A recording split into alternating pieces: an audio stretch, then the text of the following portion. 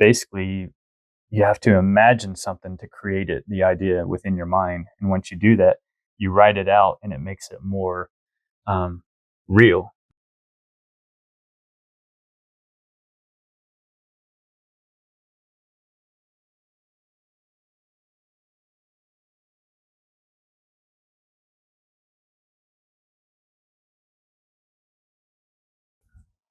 Hi, my name is Danny Brown. I'm the Pretend Painter, and welcome to Pretending with the Pretend Painter. Today, I'm with Mike Dyson. He's a high school friend of mine. He's now a therapist. Yeah, LPC, a licensed professional counselor. Licensed professional counselor and a personal coach. Yes. So he's on the show today. He's got a story to tell. So we were talking before we went back on air that we haven't actually seen each other in person probably since 1998 when we graduated high school. Yeah. Yeah, that's been a minute. I'm not good at math, but that's a lot of years. Yeah. Yeah, and a lot of people, they come to me for counseling for different issues, things going on in life. They come for the talk therapy aspect of it, and I'm an overall wellness type person, so I talk to them about exercise, diet, and therapeutic outlets, Okay. like this, and just creative outlets. Because it all works together. Yeah. So what's your outlet? So, in school, it was sports, and then you get to adulthood, and I think that carried over by just going to the gym, playing basketball, pickup games, stuff like that. So the gym has been like my therapy for a long time. I enjoy being in the gym, staying fit and just staying healthy, Yeah. And it's been an outlet. And some days you want to be there just to lift weights. Other days you need to lift weights, all that energy. Like you had a frustrating day, you're angry and upset at something. I'm like, okay, I need to go throw some weights around. Yeah. I need to throw some weights around or I'm going to break something. Yes. And then, so that started off, I've got a few that was my first, I think. But as you said, I don't know if we're going to get into this now, but just when life hits, when things happen, one of the things that I saw myself being drawn towards too is writing. That's how I expressed myself. I think that's how I captured my thoughts, and just a lot of times just the philosophical questioning about life, Okay. And is this like a book, a journal, or mixture of everything? Yeah, it starts off as just little things. I think I collected like several flash drives of just my writings, musings or poetry. But then, I ask every once in a while to speak at my church or write sermons. And then, I think about 4 years ago when life really hit hard, I felt like I needed to start capturing the experience of what I was going through, what I was thinking, how I was processing it, and how also my faith played into that. I feel like God speaking to me through different scenarios, and it ended up becoming a book. And book, man, it's a hard process to go through. Is this a published book or is it? Not yet. Yet. It's going to be. It's basically the intersection between psychology and faith. Okay. How the mind works, and then how that, if we can understand the mind better, we can understand how to apply that towards our faith, and just a lot of those biblical principles and psychological, like understanding that I have and experiences that I have on day to day. It's like the interplay between those things I think is fascinating. So writing a book to help people understand that as well. I hate to put you on the spot, but is there like a snippet of it you could explain to me? Yeah, it kind of centers around, when I've just had musings or I just wrote, I found myself writing about psychology, because that's kind of what I knew and studied and loved.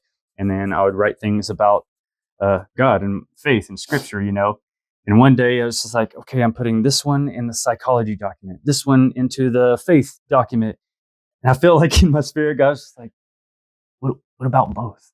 Yeah. What if you just merge those together? And I was like, and, not or. Yeah. Yeah. it's like, that's a really good idea. So I just started seeing how those, went together. And I think it goes around the idea of the mind of Christ, Okay. like as believers, we have the mind of Christ, and it's about developing the mind of Christ. Um, yeah. And learning how techniques can help you with discipline in your faith and just your overall health, relationships, Mhm. everything. Discipline is in like uh, on a weekly basis, like reading the Bible. Is that what you're talking about? Or Sure. Yeah. Reading the Bible, living out your faith, discipline, and just, going to the gym, eating right. I think just all overall aspects of health and wellness go together, mental, physical, spiritual, emotional. okay. Yeah. How, I don't know if I asked this. How far along are you? Is this published? It is about, I would say, 85% complete. Okay. And yeah, writing a book is hard. What's It's hard about it? Man, I don't know. I guess with me, I'm a little bit of a perfectionist, so I keep refining and refining, editing and editing it, to the Yeah. point to where I think that's why a lot of people don't finish their books ever. It's just it's a constant edit.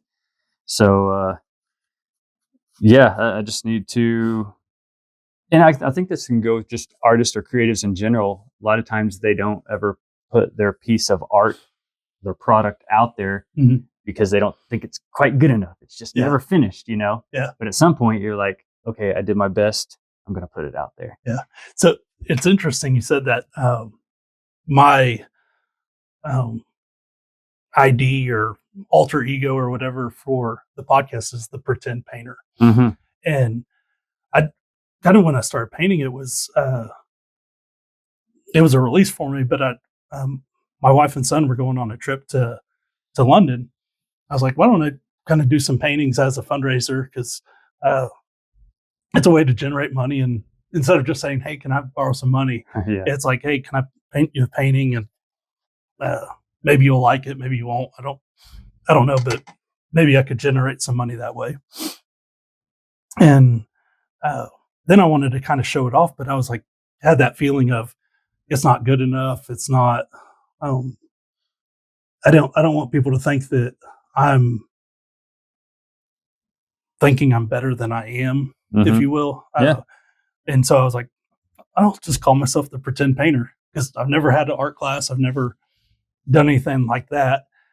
And so it's like, I'll just be the pretend painter. And uh, it's hard to make fun of a guy who says he's pretending. Yeah, right. You know what I mean? It takes a little pressure off. Yeah. Yeah. Yeah, I think that's something along the lines of what I dealt with myself and just talk with people about is the imposter syndrome. Okay. I know you probably heard that before. But yeah, I think a lot of even really super successful people, they still have that moment where they feel like an imposter. Like maybe what if they get found out, they're exposed, they're not as knowledgeable in this subject as everybody thinks they are. And it's just like, that feeling of I'm not quite good enough. Do I deserve to be here? So I think we all deal with that on some level. How do you recommend combating that? Yeah. And I think that it comes from a few different things. Being an imposter, just, self-doubt. It's like doubting your ability. And a lot of times it's for doubting your ability when you haven't given yourself much of a chance, when you're just starting out. Yeah. And because you've never been there. I heard there's a story about a painter and his mentor. And his mentor, or I guess the painter said, man, it's just, these paintings aren't good enough. I feel like they're just not where they should be.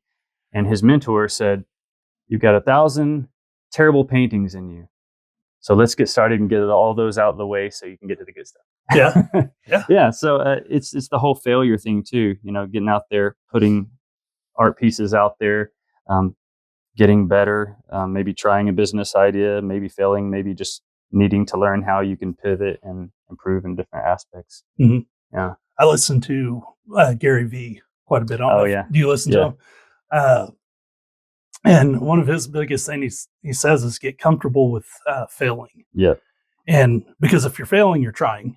Yeah. And the biggest thing is to learn from your mistake. Yeah, you maybe didn't succeed in the way you wanted or whatever, but or maybe the industry changed and you're obsolete or your idea you had to pivot from it. Yeah.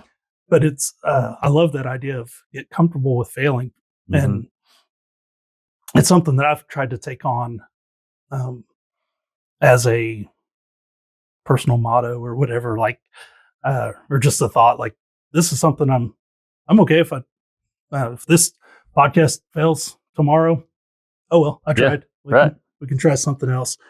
Uh, So and I think that the regret is worse almost, like knowing that you had this idea and you wanted to do it and you felt like it was purposeful, but you didn't do it. So what if, yeah, what could it have been? What good could it have done? what good it could have done, and where the self doubt for me comes in is I've got this idea. It's gonna in my mind, shake the world. Yeah. Probably not, but in my mind, it is. And I want all this. And then, like the next day, like I'll have these huge dreams. Mm-hmm. Then the next day, it's like it's awful. Like nobody said anything. I didn't share anything. So it's just my inner voice or whatever that's saying you're not good enough. Don't do it. Don't embarrass yourself. Uh, Nobody's going to like it. Like all of those negative thoughts. And that is not who I am. Yeah. I'm a gentle giant. I'm very optimistic. I love everyone. I'm like, why am I so hard on myself? Or why do I hear that? And for me, I try to um, like see the moment. Mm-hmm. I also listen to someone else called I'm gonna butcher his name. Hmm. Look on the screen; it will be on the screen. Yeah. And but he says that basically we're the lead actor in our movie called Life. Mm-hmm. Um, but we're only a backup or maybe an extra in everyone else's life.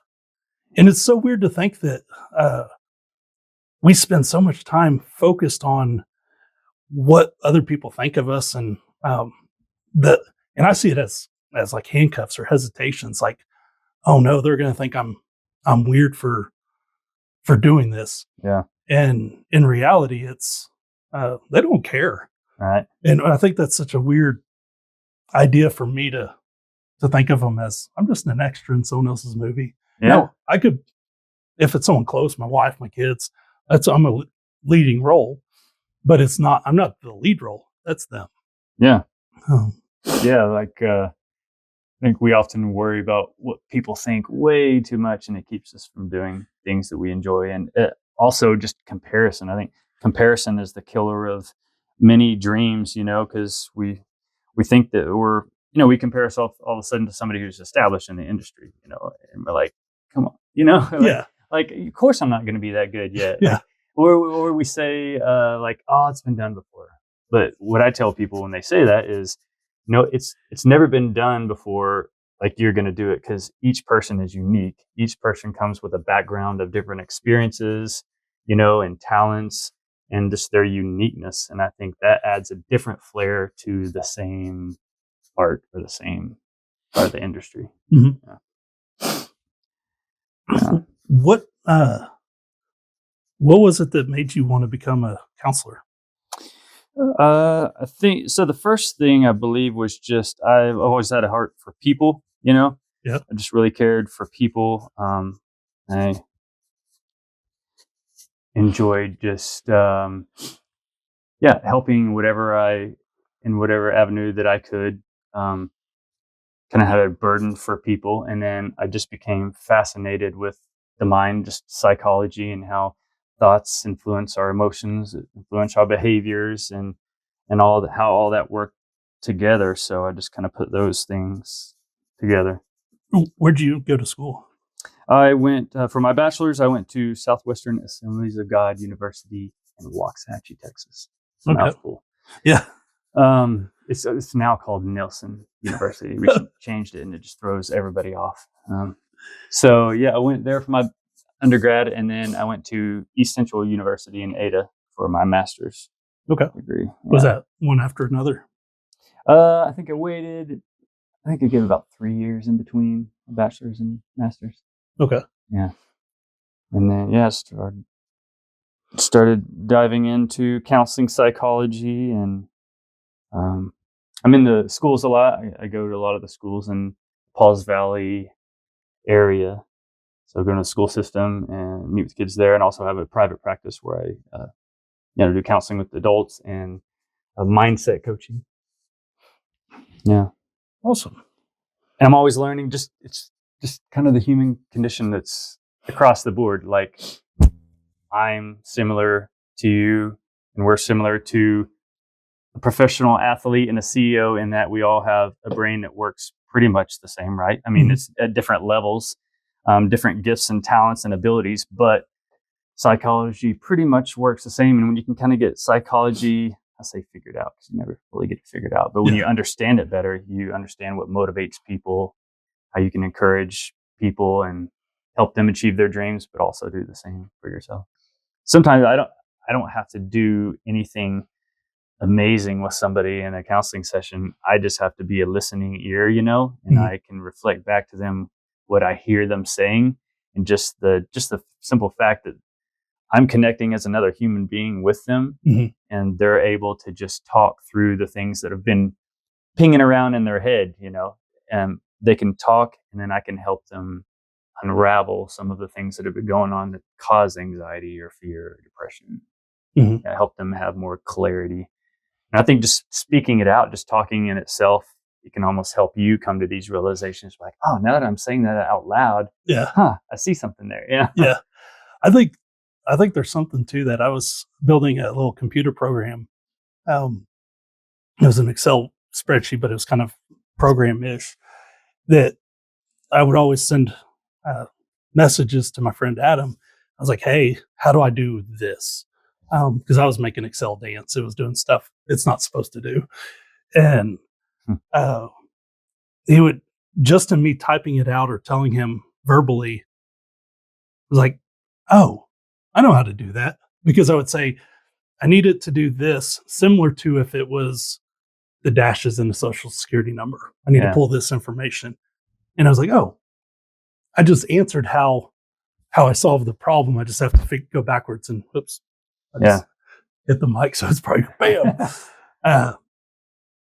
Kind of an interesting way of being able to just vocalize my problem, and then I come to the solution. I found too that just with meeting with friends and other people, there's so much value in getting somebody else's perspective, because we're limited in our own perspective and our own view of things, and it comes with a set of background and experiences we've had, like our filter that we've had on life. So whether we think we have it all figured out or not, or we don't have anything figured out, it's just someone else's perspective can just kind of shift yours a little bit, enough to where you see maybe an issue, or you see like, oh, okay, I never thought of it that way.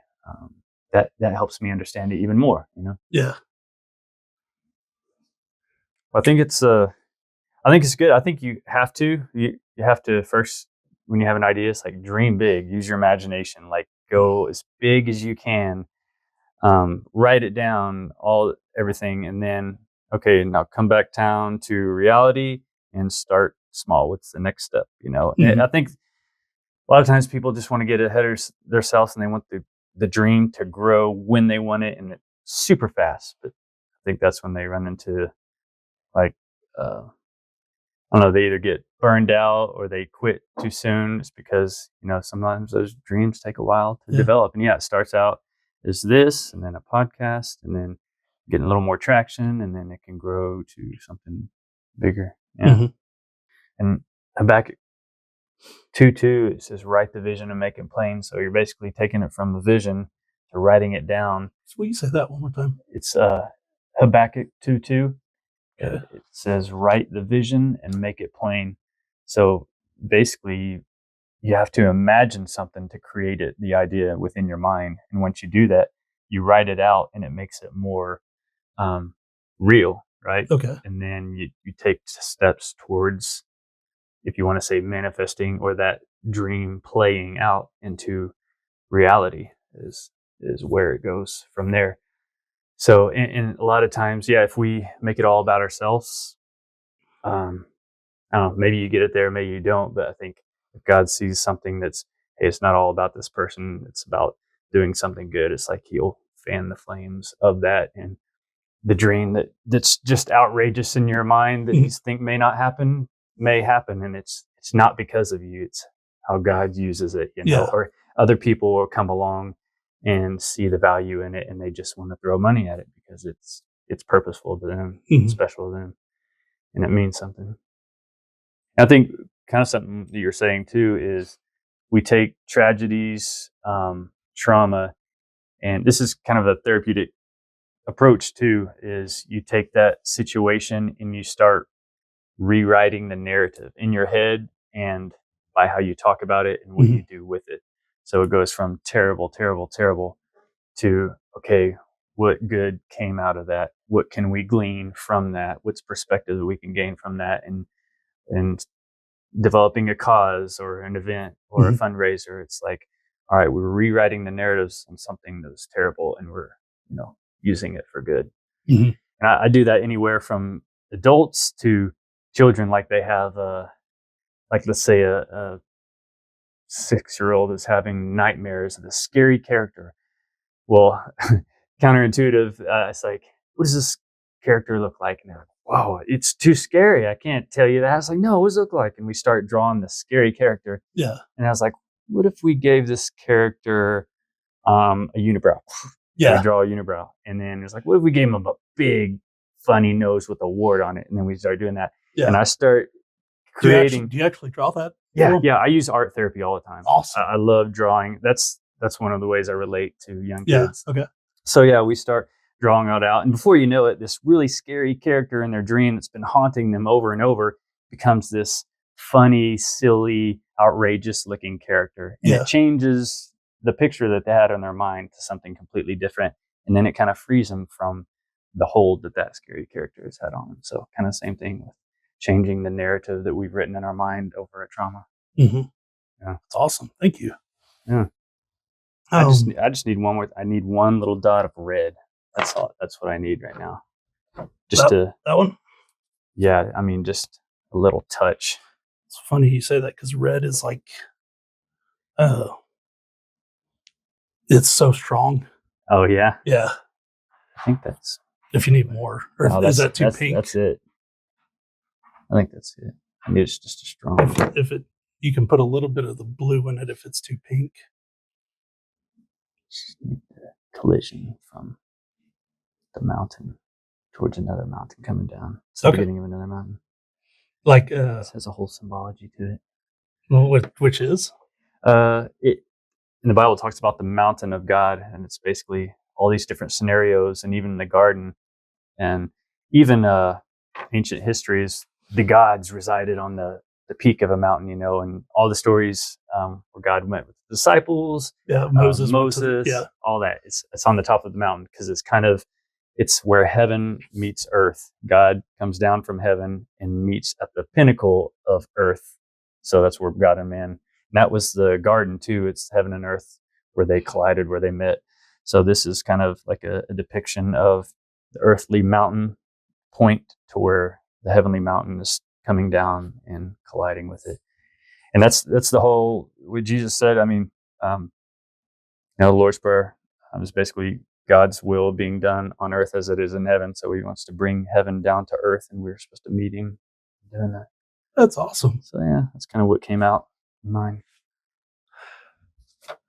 I've got a beach. Hey, that's where I think all want to be, especially right now, because on the way over here, I drove in a blizzard. I mean, so I'm like, the beach would be nice. I love that. Thank you for explaining that. Yeah. So part of the pretend painter is we're going to auction these paintings off, and the proceeds will go to the charity of your choice. And you Mhm. said Mighty Oaks. My yokes. And tell me a little bit about Mighty Oaks. So yeah, it's I learned about it through several friends of mine. They were first responders, ex military, but it's basically to support through resources, through groups, and wellness, Mhm. and there's faith based aspect. I think that's the foundation of it all. But just to support first responders and The all that military. in military, Yep. yeah, and all that they do and life after those things. So they meet in groups and share their I think it's a big part of it is just vulnerability and Mhm. connecting with other people who know what they've been through to be able to share and to have relief from, yeah, their experiences. Well, awesome. I will put on a link on here to where if you um, want to just donate directly to that cause, we'll be able to do that. Um, hopefully, uh, hopefully someone enjoys our paintings. I love his story for his. Yeah, I it's think more about the it's story than the talent. yeah. I think it's a beautiful story, and uh, but in the future, I'll put up a way that we can auction these off, and the proceeds will absolutely go to Mighty Oaks, and um, go from there. Any final words you'd like to say, or Man, I appreciate just yeah, you asking me to be a part of this. I think it's awesome what you're doing, and just to see how it's changed your life, and just to hopefully more people will realize the same that they need an outlet like this, to help them get through trauma, or just maybe decompress their life and just find a place outside of time where they can enjoy something and be fulfilled by it. well, thank you very much Yeah. for being here. Being oh, had one other thing. We did have a um, sponsor for the show, $200 sponsor. The Hmm. What the sponsorship does is it's a way that they wanted to remain anonymous. They just wanted to support it. The sponsorship is kind of a donation. It goes directly to the Wounded Warrior Foundation. Oh yeah. It started. First episode was $100. Second episode's 200. Third episode's 300. So on and so forth. Where I've already got a commitment for $1,000 Wow. episode. Wow. And if we get to that point, that's $5,500 raised for the Wounded Warrior Foundation. Heck yeah. It's literally making. I make 10-second commercials for people, and it generates $5,500 for Wounded Warriors. That's great. I just think that's cool. That's amazing. So thank you to the guy who donated this today. It's appreciated. And like always, only love. Love you guys.